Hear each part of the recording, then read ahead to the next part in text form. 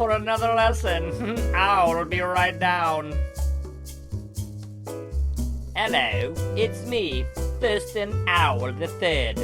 When Jonah ran away from God, a fish came and swallowed him up until Jonah came to his senses. Today, you will learn that when God calls us, we should be faithful to answer. Ha! Isn't that a hoot? Ha ha! I'll catch you later, boys and girls. Hey everybody! Welcome to today's service. I have some funny fishing jokes for you today. Okay, what is the richest fish in the world? A goldfish. Ah, yeah. All right. How do you communicate with a fish? You drop it a line. Get it? Fishing line? Okay. What do you call a fish without the eye? Get it? No eye? That's funny. All right. Well, I'll catch you later, everybody.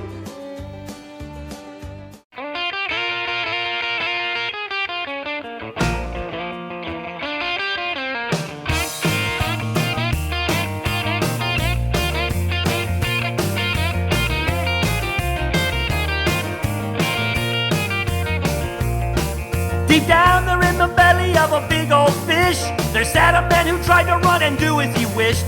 Was told to go to Nineveh and spread God's word, but he tried to hide from God and then the story occurred.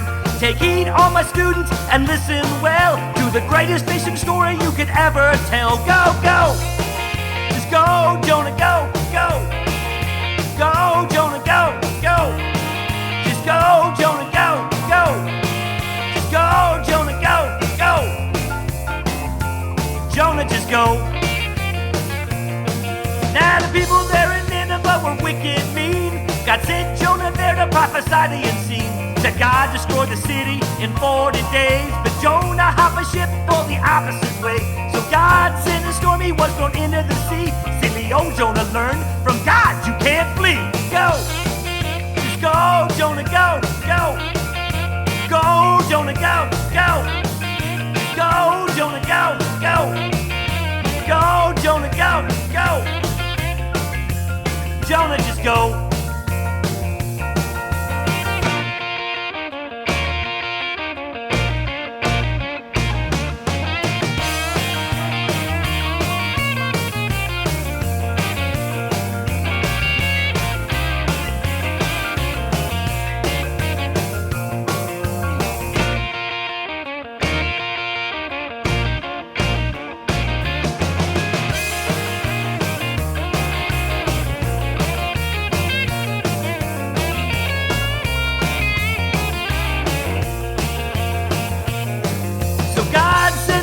As he bobbed up and down to swallow up Jonah, so the man would drown. Inside that great fish he was stuck for 3 days, until he asked forgiveness and corrected his ways.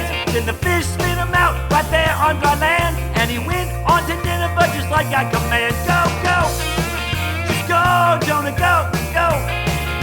Go, Jonah, go, go. Go, Jonah, go, go. Go, Jonah, go, go. Ah! Jonah, just go.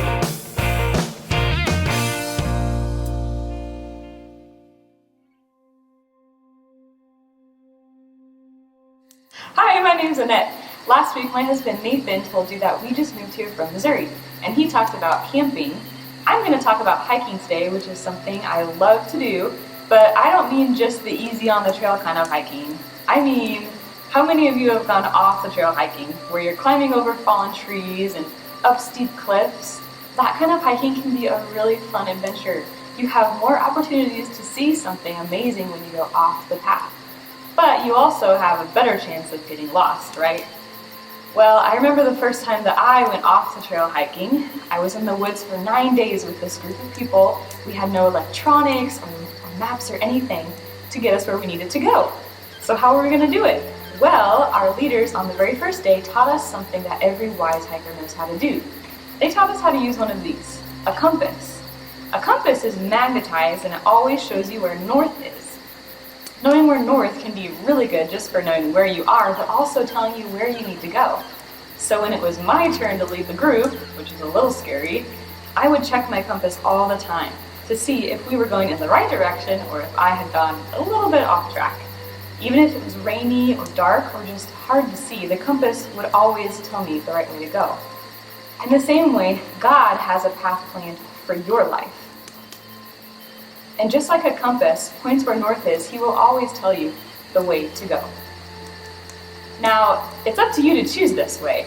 If you do choose to go your own way, God may not step in and stop you like He did for Jonah in our story today. But if you let Him, God will always help you find your way back, just like this compass. God has big plans for your life. Listen to His voice and follow where He leads you. Water Wars Revenge. This game is played like the normal card game of war, except the loser is doused with a cup of water. The first to win 4 rounds is deemed the winner and gets to dump a pitcher of water on the other person. Daniel, our returning champion, looks to score yet another victory, while Drew looks to dethrone the returning champ. What will happen next?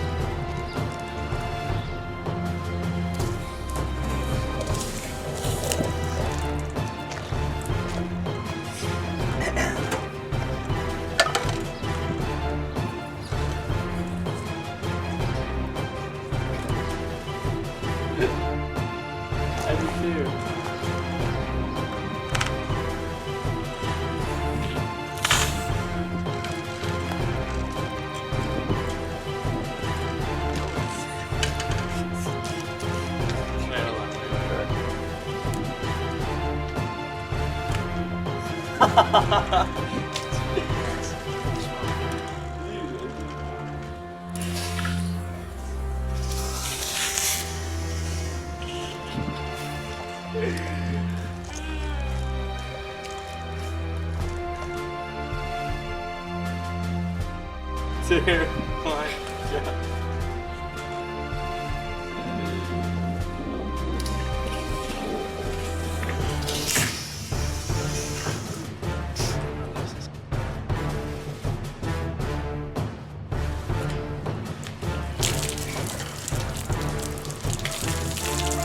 That just doesn't stop. I love my cereal, my cereal. All right, everyone, it is time to memorize our Bible verse for this lesson. Now, we've had this Bible verse for a few weeks now, and as you can see, it's kind of short. So it shouldn't be super difficult to memorize this verse. And once you have this verse memorized, video yourself reciting this verse and send me that video by text, by email, on Facebook, or show up on my doorstep, knock on my front door, recite this verse, and you can win an awesome box of cereal of your choosing. All right, now even though this is a short verse, we're going to go ahead and put some motions with it to help you remember how it goes. And here's what it says. It says, "My children, come, listen to me. I will teach you to have respect for the Lord." And that comes from the book of Psalms, chapter 34, verse 11. Memorize that verse.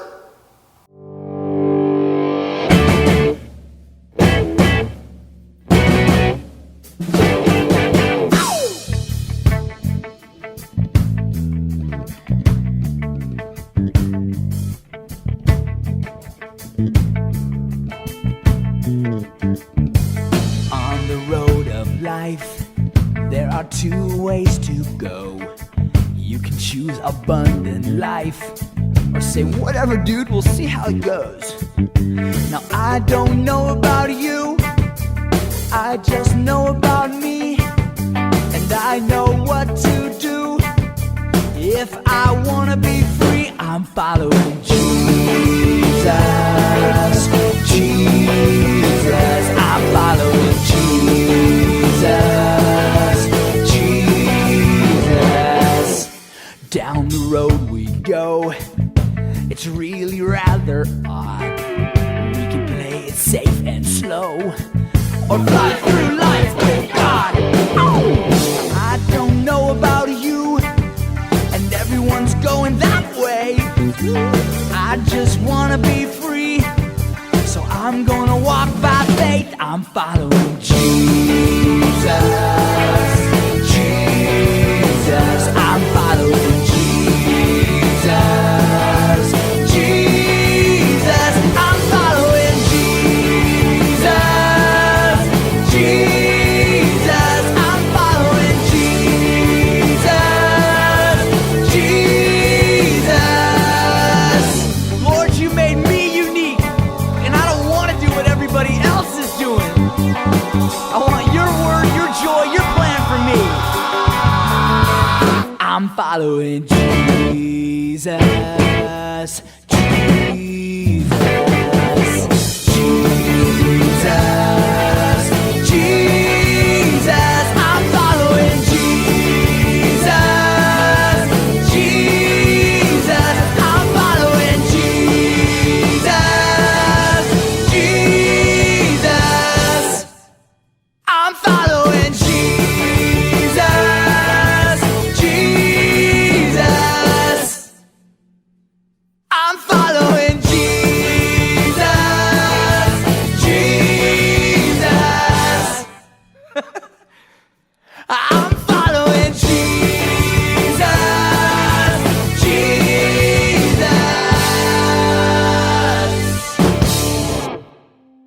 Some of the greatest campfire storytellers are fishermen.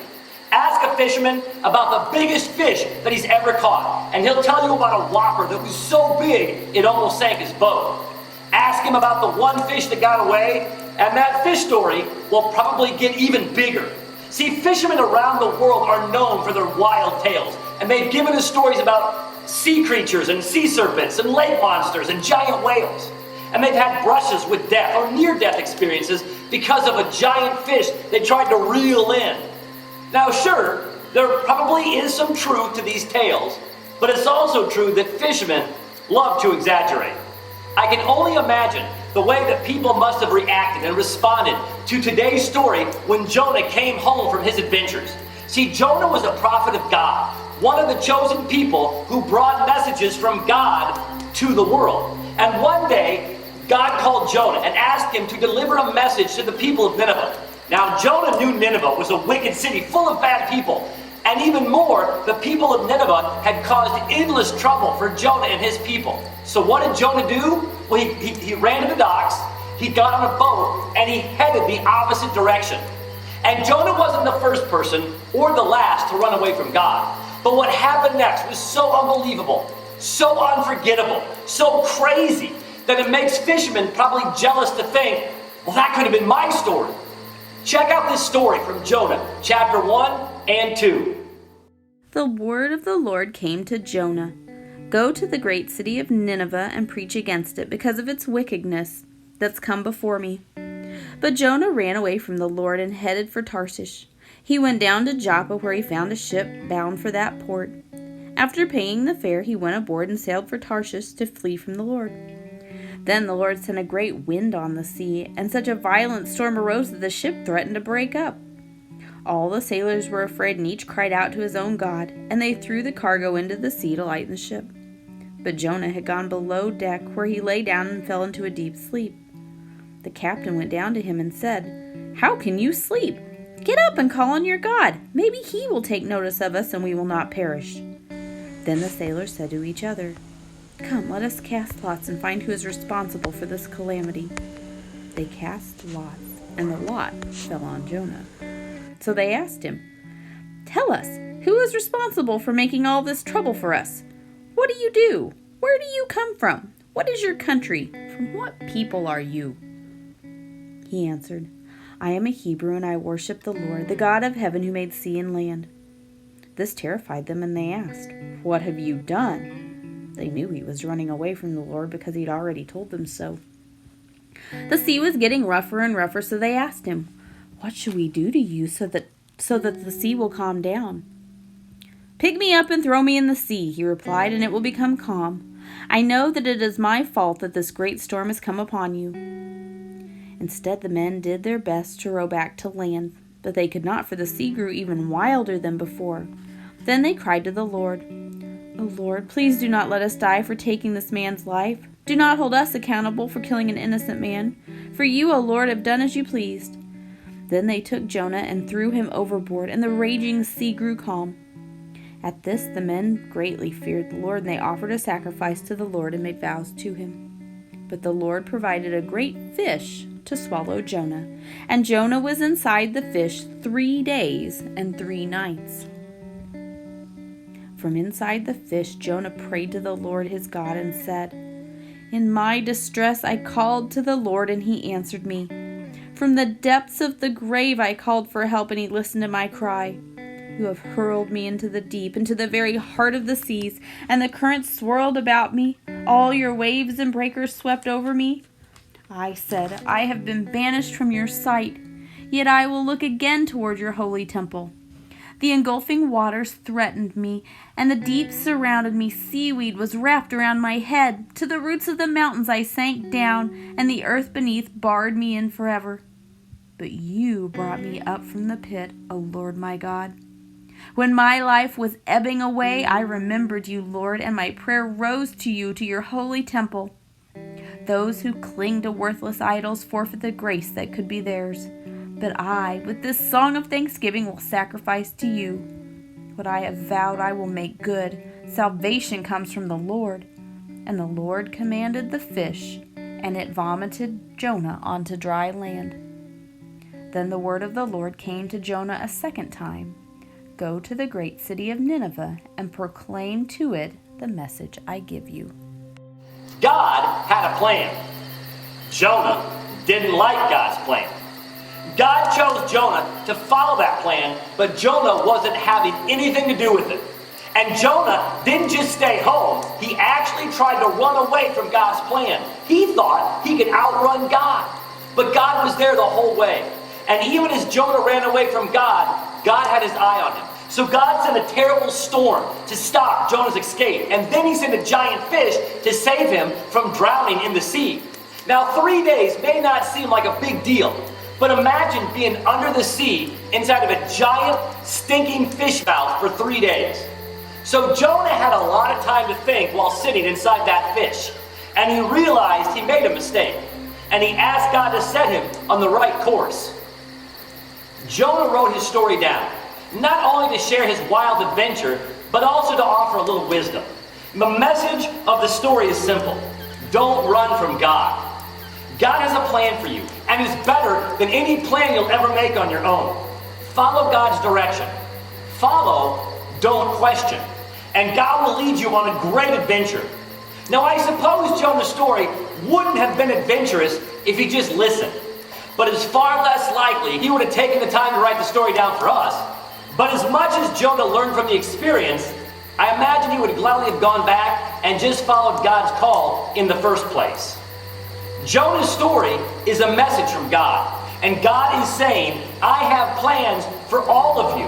Plans I want you to fulfill. And you need to follow my lead. God wanted someone to preach to Nineveh. And God chose Jonah to do the preaching. And in the end, long story short, that's what happened. And all of Jonah's rebellion ended in nothing. And he helped to save a very wicked city from destruction. But what about those people who have wandered off? What about the people who have forgotten about God, who have rejected him, or who have walked away? Well, there's a second message in the story of Jonah. If you do wander from God's plan, you can always come back. Now, I'm sure you have all done something to disobey your parents. Mom told you to do something and you did the opposite. Or Dad said, come here, and you went there. And when you disobey your parents, you get in trouble, and oftentimes you get punished. And it can be scary, can't it? Well, God shows us in the story of Jonah that when we disobey God, God will forgive us. Now, we may have to suffer the consequences, just like Jonah did, but God will help us to get back on track. See, God has a plan for our lives, and the shortest way to fulfill that plan is to follow Jesus. But even if you turn around and you run the other way, God can forgive you. He will help you turn around, and He will set you back on the right course. Everyone, thank you so much for watching. I'll catch you back here next week.